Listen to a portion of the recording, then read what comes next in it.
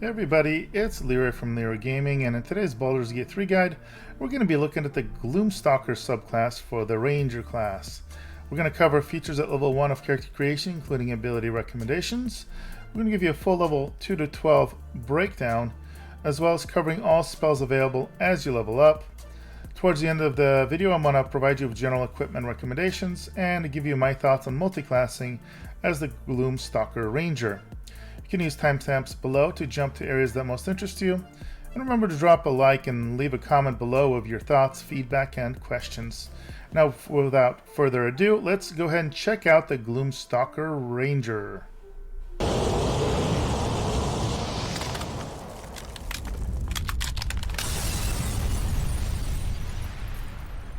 Alright guys, at level 1, the Gloom Stalker's primary ability is Dexterity. Your saving throw proficiencies are in Dexterity and Intelligence, and your hit dice is a massive 1d10. So you're going to have similar hit points as a fighter or potentially a paladin. Only barbarians are going to have more than you.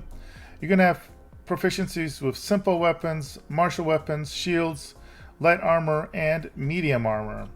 And we're not going to get to choose Gloom Stalker until level 3, so for now we have to focus on a couple other choices. The first choice you're going to make is picking your favorite enemy. And this is mainly going to give you a proficiency and then potentially access to one spell or effect. So you can choose to be a bounty hunter where you get proficiency investigation. And when you hit creatures that have been hit with ensnaring strike, they're going to have disadvantage on their saving throws. So ensnaring strike is a spell that you can choose to pick up and cast on enemies. If you do Keeper of the Veil, you're going to get proficiency in Arcana, and you'll be able to cast protection from evil and good. Mage Breaker gives you proficiency in Arcana and lets you cast True Strike. Ranger Knight is probably the most impactful. It gives you skill proficiency in History and armor proficiency with Heavy Armor, so now you'll be able to use all armors and weapons. And then Sanctified Stalker is going to give you proficiency in Religion and lets you cast Sacred Flame. The second choice you gotta make is pick your Natural Explorer option. Similar to favorite enemies, you are gonna get to choose multiple of these as you level up. You can either have Beast Tamer, which lets you pick a familiar. You can pick Urban Tracker if you want to be proficient in Sleight of Hand and kind of be a mini rogue. Or you can have one of 3 resistances, either get resistance in cold, fire, or poison.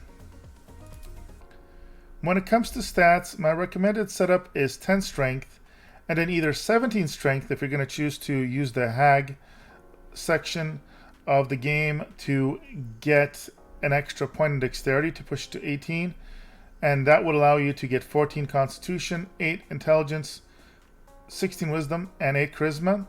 Or if you're not planning around helping the hag to get higher dexterity, you can go ahead and just do 16 dexterity.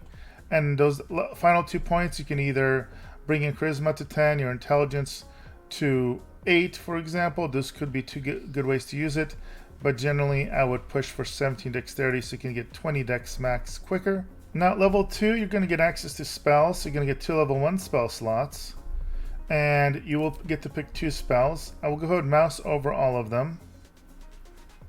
You can pause to get more details. Ensnaring Strike is a popular one. And even more popular is probably Hunter's Mark. Do note that Enhanced Sleep, Long Strider, and Speak of Animals can be cast to where you don't use a spell slot with them. They Speak with Animals and Long Strider also last until Long Rest, so you can cast them to be able to speak with animals or to move faster, and Long Strider in addition you can cast on allies and buff them as well. Then finally you get to pick a fighting style. This lets you specialize depending how you want to build your character. You can do Archery, which will give you a +2 bonus to ranged weapon attacks. Universally good is Defense. It gives you +1 bonus to armor class as long as you're wearing armor. Dueling is good if you are going to be using a one-handed weapon and shield to get you +2 damage. Just can't be using a versatile weapon in one hand. And then if you want to go dual wielding, then you definitely want to get 2-weapon fighting, because this will let you add your ability modifier to damage when you hit with your offhand. Now at level 3, you're finally going to get to pick Gloom Stalker as a subclass.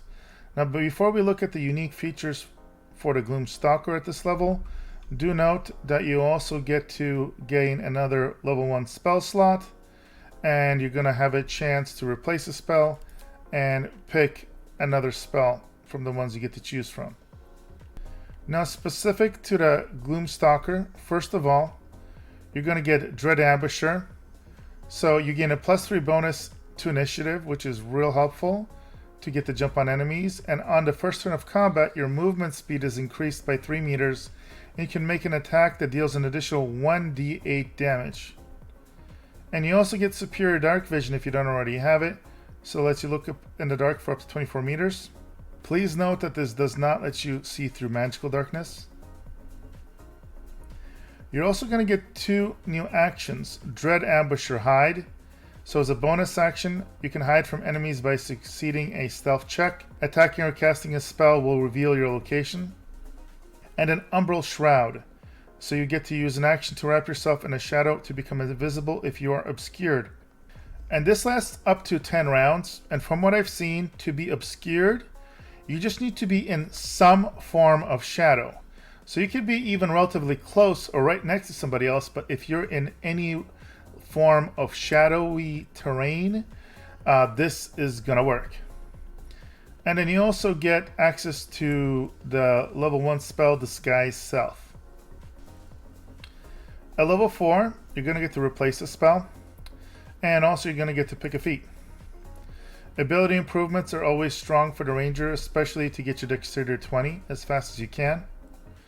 If you're going to go for a dual wield setup, then you definitely want to get Dual Wielder. Gives you +1 to your armor class, and you can also use weapons for dual wielding that are not considered light. If you're going to go 1 weapon and a shield for a more defensive setup, then you can get Defensive Duelist. You're just going to want to make sure you use a finesse weapon. And if you do that, you can use a reaction to add your proficiency bonus to your armor class. So this is really good if you really want to lean into that defensive side, especially if you chose to have heavy armor for your setup. And then if you're going to be doing a range setup, then you can't go wrong with Sharpshooter. You're not going to get the negative effects of shooting up at enemies. And you also get the equivalent of kind of a power shot. This is a passive effect you can turn off or on. It will give you a +10 to your damage at the penalty of -5 to your attack. At level 5, you're going to get 1 level 1 spell slot. You're going to unlock level 2 spells and get 2 level 2 spell slots. And very importantly, you're going to get an extra attack. Then, on top of that, you will uniquely get the Misty Steps spell, which is real nice. None of the other subclasses for the Ranger can get this, and this is a very powerful spell for distance movement, or more importantly, to get you situated on the high ground easily if you're going to be a ranged build. Now you get access to level 2 spells, and again, I will go ahead and mouse over those for you. Feel free to pause to take a closer look. And of course, you get a chance to replace the spell. Now at level 6, you're going to get to pick another favorite enemy. And you're also going to get to pick another Natural Explorer option. And finally, you're going to go ahead and get to replace a spell. Level 7 is going to give you another level 1 spell slot. You're going to get to pick another spell. You'll have an opportunity to replace a spell. And then you're going to get the feature called Iron Mind. So you're going to gain proficiency in Wisdom and Intelligence saving throws. Now do note that you already innately have Intelligence saving throws.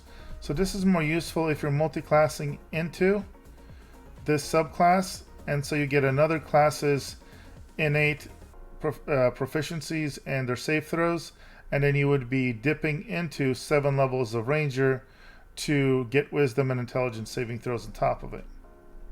At level 8, you're going to replace a spell. You're going to get the feature Land Stride Difficult Terrain, and basically difficult terrain no longer slows you down. And then go ahead and pick your second feat. At level 9, you're going to get 2 level 3 spell slots. We're gonna unlock level 3 spells and pick one of them.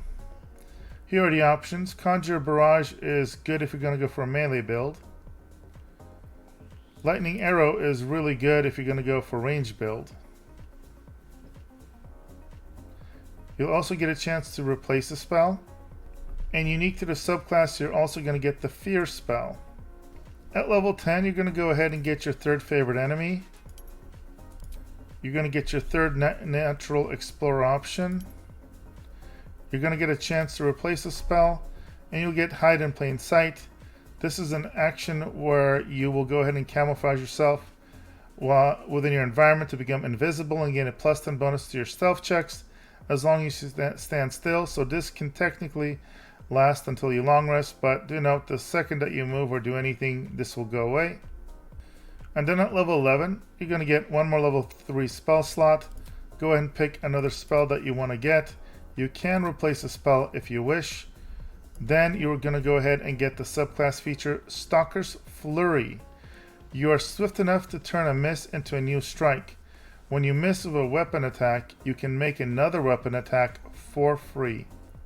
Do note that this, even though the picture looks like it's a melee attack, it does say it's with a weapon attack, so you can use this with a ranged attack and use that power shot ability from Sharpshooter that gives you -5 to hit.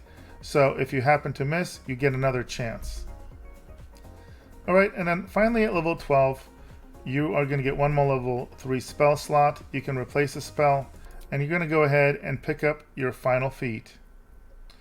Alright, now let's talk about equipment for your Gloom Stalker. I will say that of the 3 subclasses, this is the one that is the most in tune with going for a more stealthy build.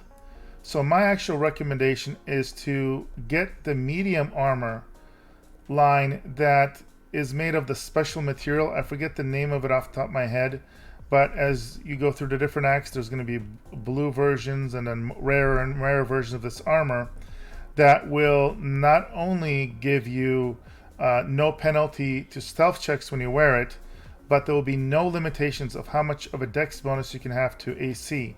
Meaning if you have 20 dexterity, you would get a full 5 dexterity bonus plus the natural medium armor, and you can still stealth without issue. That would be my top recommendation as far as it comes to armor that can be readily available for the Gloom Stalker. This will very easily go in hand for a ranged build if you prefer. So obviously you want to get the best bow or crossbow that you can get. That would also go well with a one-handed weapon and a shield so that you have good AC if you do get shot at and potentially want to sometimes need to get into melee combat. Of course, that means you would want to stay away from the heavy armor. You can build for a dual wield setup for this as well, but I do think this setup suits itself quite well for a ranged setup so that you can get the benefits of attacking from stealth. When it comes to support items, again, anything that gives you benefits while stealthing or potentially giving you access to spells that will get you to move around more, like an extra charge of Misty Steps or just extra spell charges, all of that could be quite effective.